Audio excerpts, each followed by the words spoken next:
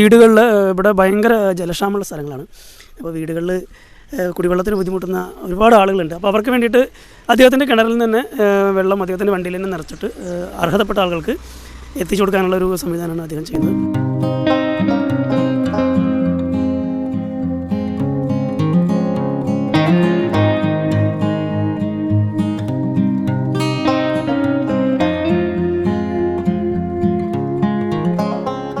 അനുഭവിച്ചതും അനുഭവിക്കുന്നതും അനുഭവിക്കാൻ പോകുന്നതുമായ ഏറ്റവും വലിയ മഹാദുരന്തമാണ് പരിസ്ഥിതി ദുരന്തം. കാർബൺ ഡയോക്സൈഡിൻ്റെ അളവ് കയറിക്കൊണ്ടേയിരിക്കുക, ശുദ്ധീകരിക്കാനുള്ള ഓക്സിജൻ ഇല്ലാതായിക്കൊണ്ടിരിക്കുക. ഇതാണ് ലോകം നേരിടുന്ന ഏറ്റവും വലിയ മഹാദുരന്തം. മരം മാത്രമേ വഴിയുള്ളൂ.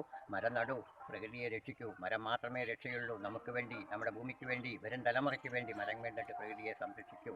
നല്ലത് മാത്രം വരട്ടെ എല്ലാവർക്കും എന്ന് പ്രാർത്ഥിച്ചുകൊണ്ട് നന്ദി, നമസ്കാരം.